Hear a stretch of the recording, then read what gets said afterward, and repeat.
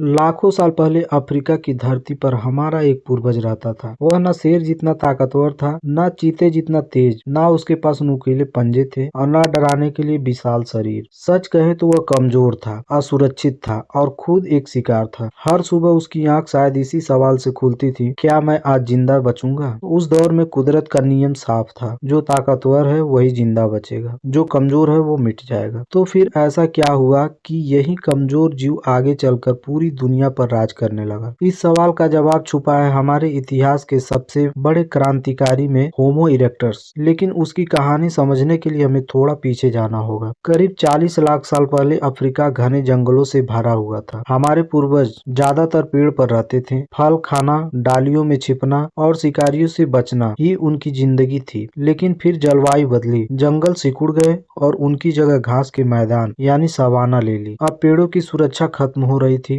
जमीन पर उतरना मजबूरी बन गया। यही आया पहला बड़ा बदलाव। हमारा पूर्वज दो पैरों पर सीधा खड़ा हो गया। सीधे चलने से वह दूर तक देख सकता था, शिकारियों को पहले भांप सकता था और सबसे अहम, उसके हाथ आजाद हो गए। यही हाथ आगे चलकर इतिहास बदलने वाले थे। करीब 28 लाख साल पहले होमो वंश में होमो हैबिलिस आया। उसने पहली बार पत्थर के औजार बनाए। ये साधारण थे लेकिन क्रांतिकारी। इनसे वह शिकारियों द्वारा छोड़े गए जानवरों की हड्डियां तोड़कर अंदर का पोषण यानी बोन मैरो निकाल सकता था। यहीं से दिमाग को ज्यादा ऊर्जा मिलने लगी। फिर करीब 19 लाख साल पहले आया एक नया खिलाड़ी, होमो इरेक्टस। उसका शरीर लगभग आधुनिक इंसान जैसा था। लंबी टांगे, सीधा पोस्चर और कम बाल। वह दौड़ने के लिए बना था। गर्म दोपहर में भी मीलों तक शिकार का पीछा कर सकता था। लेकिन सबसे बड़ा बदलाव उसके दिमाग में था। उसका मस्तिष्क पहले से लगभग 2 गुना बड़ा हो चुका था। इसका मतलब था बेहतर सोच, योजना बनाना और मिलकर काम करना। होमो इरेक्टस ने बनाया एसुलियन हैंडएक्स, इतिहास का सबसे लंबे समय तक इस्तेमाल होने वाला औजार। ये काटने, छिलने, हड्डियां तोड़ने और खुदाई सब काम करता था। लेकिन उसकी सबसे बड़ी जीत थी आग पर काबू। आग ने उसे सुरक्षा दी, ठंड से बचाया और पका हुआ भोजन दिया। पका खाना ज्यादा पोषण था, जिससे दिमाग और विकसित हुआ। रात को आग के चारों ओर बैठकर लोग जुड़ने लगे, समाज बनने लगा। अब होमो इरेक्टस सिर्फ जिंदा रहने वाला जीव नहीं था, वह शिकारी बन चुका था। उसने सीखी शिकार को घंटों दौड़ाकर थका देना। यह ताकत का नहीं, धैर्य और दिमाग का खेल था। और फिर उसने वो किया जो पहले किसी ने नहीं किया था। उसने अफ्रीका छोड़ा। करीब 18 लाख साल पहले होमो इरेक्टस अफ्रीका से निकलकर एशिया और यूरोप तक फैल गए। भारत, चीन, इंडोनेशिया, हर जगह उसने खुद को ढाल लिया। करीब 20 लाख साल तक यह प्रजाति धरती पर रही, किसी भी मानव प्रजाति से कहीं ज्यादा। अंत में बदलती जलवायु और नई मानव प्रजातियों के कारण होमो इरेक्टस धीरे धीरे इतिहास बन गया, लेकिन वह असफल नहीं हुआ था।